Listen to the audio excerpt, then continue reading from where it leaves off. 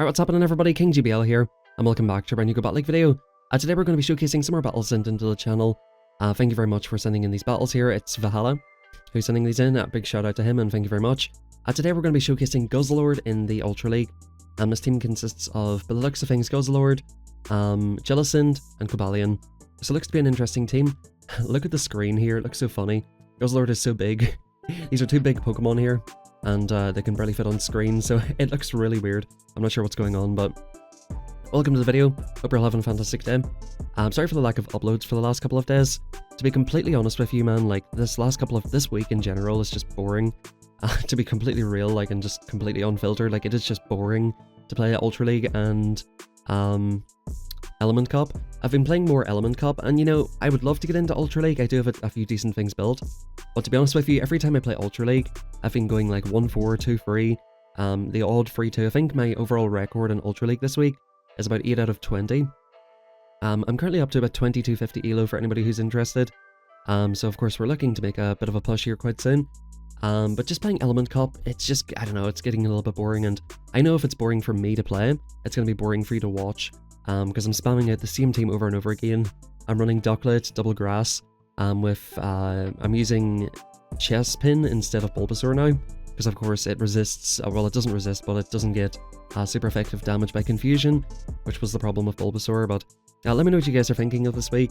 I think today's video, it's just going to be more of a chill one. I'm just talking about a few things because, you know, I feel like, you know, generally whenever Ultra League comes out, people are less interested in these because, firstly, like, you have to get level 50 XL Pokemon, generally, or you need to get legendary Pokemon with free moves, which can cost a lot of Stardust, can cost a lot of rare candy, and of course, XL candies are not always the most easy to come by. They've definitely gotten a little bit easier to get recently, but yeah, it's not, you know, the most, I tend to notice, like, as a content creator, whichever cups are most available to people to play, you know, like if it's a choice between, let's say, Great League or Ultra League, most people will stick to Great League, right, because people prefer it, and of course it's just a lot more easy for people to build Pokemon for. So I just feel like with these two cups, you know, it's kind of like a boring RPS cup with the Element Cup this week, and then we have Ultra League, which I think is a decent enough league. I think the meta is pretty, like, it seems pretty okay, honestly. I don't know, it's hard to find, in my opinion. Like, I've got a couple of decent Pokemon built. It's hard for me to find, like, a good, consistent team for Ultra League. Let me know if you guys experience the same thing. Ultra League, you know, the good thing about it, of course, look at this camera angle on this thing, bro. This thing's hilarious. But yeah, Ultra League, it's kind of one of them ones where if you have the Pokemon built for it and if you know the meta very well, people do tend to really enjoy it. But of course, it just has a bit of a barrier of entry, and you know, that puts off people sometimes. But welcome into the video. Hit that like button if you haven't already. It's very much appreciated, helps out the channel. And of course, subscribe and turn on notifications. And if you're a little bit bored this week, hop into Discord. We're going to be doing some, like, Discord streams and just generally hanging out in there and doing sort of stuff with the community and just everybody who's in there. So usually a pretty good time in the Discord. If you're, you know, not really a lot to do this week in terms of Go Battle League, definitely a good place to go for. We're actually doing some practice battles here for the single type cup. The single type cup looks quite interesting. What I predict, I'm going to give you guys some early predictions and early sort of info on that cup, so you can maybe get yourself a little bit prepared for it. Looks like we're going for the Stone Edge, which will one shot. Love to see it, and I'll take out that Talonflame. Yo, Valhalla, I'm sorry for, like, this commentary. Valhalla or Boss here. Sorry for this commentary. I'm not really commenting in the battles too much yet, but I very much appreciate you sending these in, and anybody else who does want to send in some battles, it is very much appreciated on weeks like this when we have things like Ultra League and Master League. But going back to the single type cup, so if you look at PvPoke, in the top 10 Pokemon, you've basically got, I think, like 8 or 9 counter users. You've got Machamp, Shadow Machamp, you've got Machoke even, probably Shadow Machoke's in there. Phalanx is in the top 10, I think it's ranked 8, or maybe it's Registeel ranked 8 and Phalanx maybe ranked 9. So it's pretty dominated by counter users, which makes sense. Of course, counter is quite a strong move in terms of damage. People said a nerf counter. I don't think it needs nerfed. I think these counter users need it because, generally speaking, if you think of any counter user, except for Medicham, they're all pretty glassy, so, but anyway, in these sort of limited metas, sometimes counter does come up to the top. But yeah, so it'll be an interesting cup. So what's going to counter? What's going to counter? Well, of course it's going to be poison types will resist counter, so things like Muck are looking to be a very good choice, and of course you're going to have fairy types. So what I predict in the first day or so is that a lot of people will be just running like Machamp, like double counter backlines, all that kind of stuff. So I think running a fairy on the first day or two will be very good. You'll catch a lot of Machamp sleeping, just go with Charm, just charm them down. It's going to be one of those cups, unfortunately. And then after a while, people are going to adapt to that and start running Poison. So at that point, you could probably look to run Psychic. So things like Hypno, like after a couple of days, will be looking really good. So I think personally, if you want to know what I'm going to do, probably for the first day, I'm going to run Fairies in the back. I might run something like a Steel type in the front, or something like a Ghost type in the front. Cofagrigus looks like a good pick for that cup. And then we'll be looking to probably do like a double fairy backline of Clefable and maybe Slurpuff. Maybe one of which or both will have Charm, because I just really predict we're going to have a ton of Machamps for the first day or two, and then people will catch on that, okay, this is like way too overpowered. Fun fact about Machamp, Shadow Machamp will beat Clefable in the 2-shield if they're using Fairy Wind, which is pretty hilarious.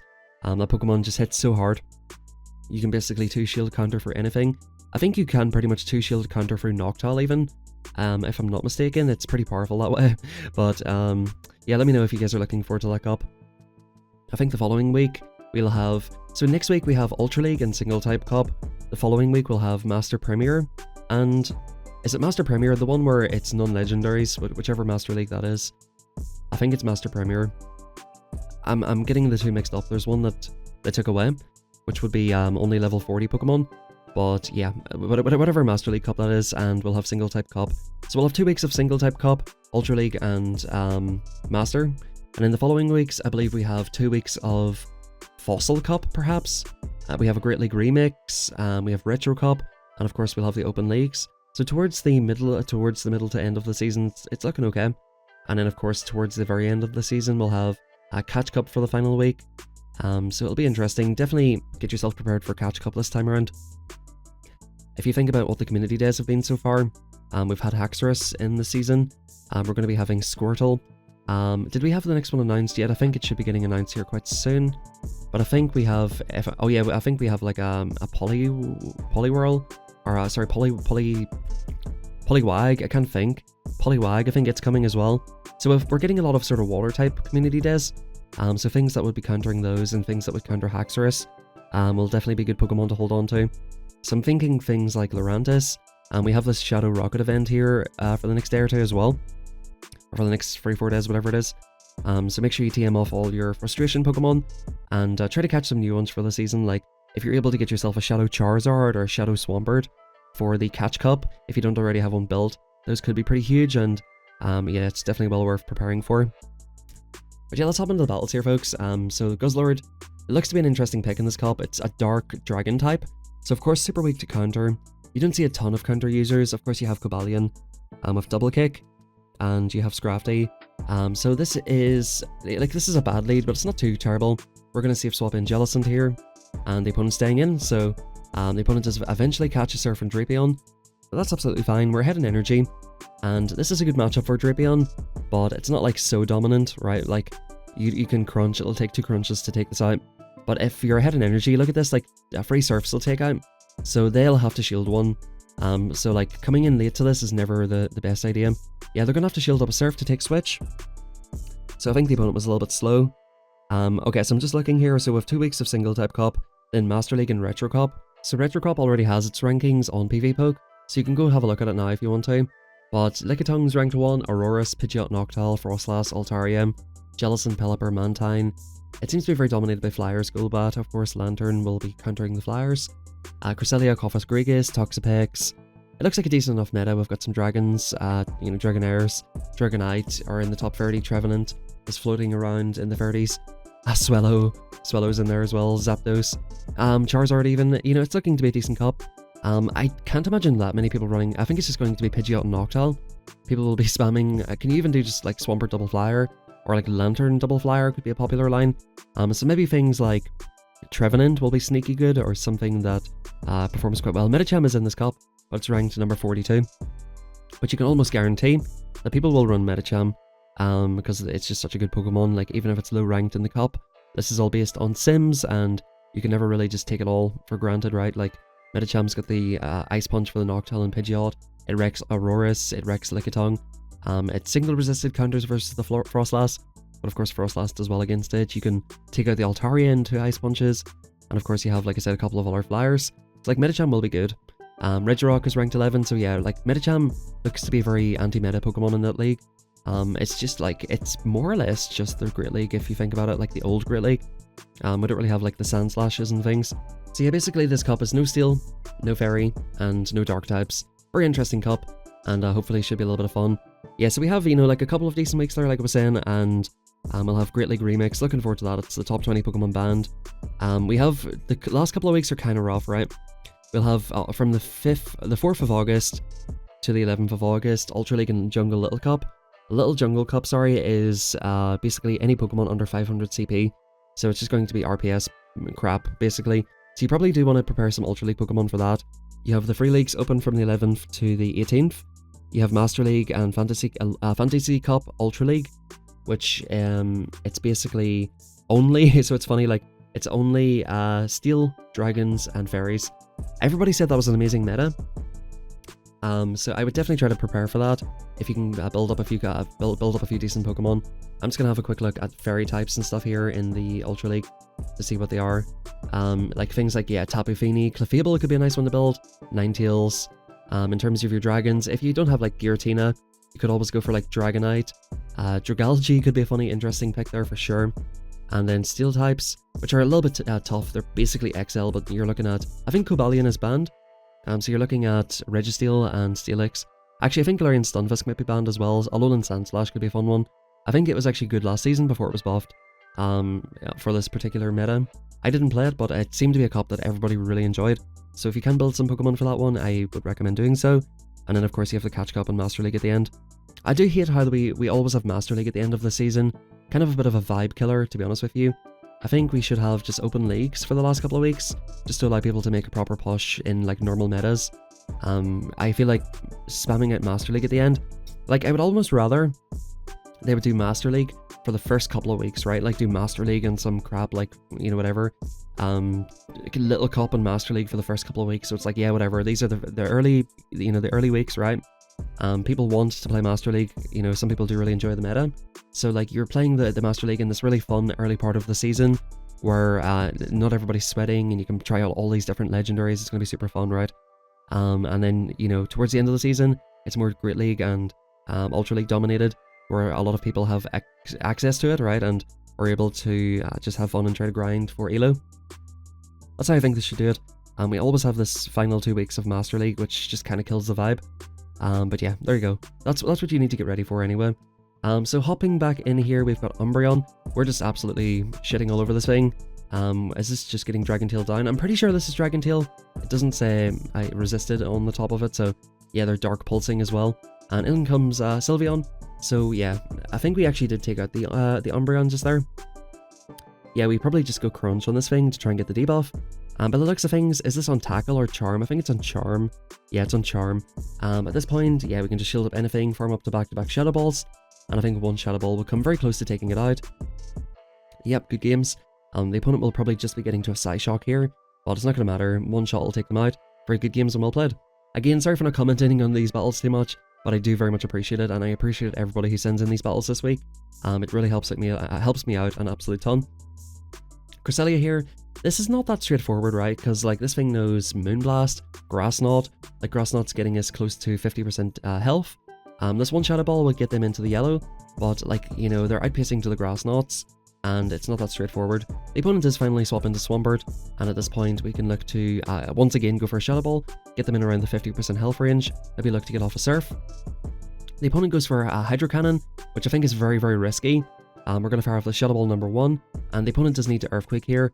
Does the opponent have enough for an Earthquake? We'll find out here. They just go for Hydro. Big mistake by the opponent, because we're going to get off the Shadow Ball, and it's going to force Switch. We're going to force a Shield. The opponent definitely misplayed that in my opinion. We're basically taking Switch advantage, and at this point we can come in with the Guzzlord, and, you know, shield up all the Moonblasts, pretty much, right? So like, we're sort of not out of the woods here yet, but they're going for Grass Knot baits. The opponent is a master of baiting. They're a master of baiting. So Crunch coming through, yep, boom, they actually let it go, and in comes Talonflame. So resisted, and yeah, this is looking to be in a grip position. Like if they put in Brave Birds here, they're just going to get, yep, there it is. Yep, we love the Brave Bird. We throw after 2 here. For the most optimal timing, you throw after 3. That'll be 9 turns into 10, but the opponent lets it go because I think they realize they're just going to get farmed down, and that's a very good game. Yeah, so for that, it's, you know, you have to throw after basically 1 or 3 for optimal timing. You can throw after 4, which is fine, but definitely 1 or 3 is the best.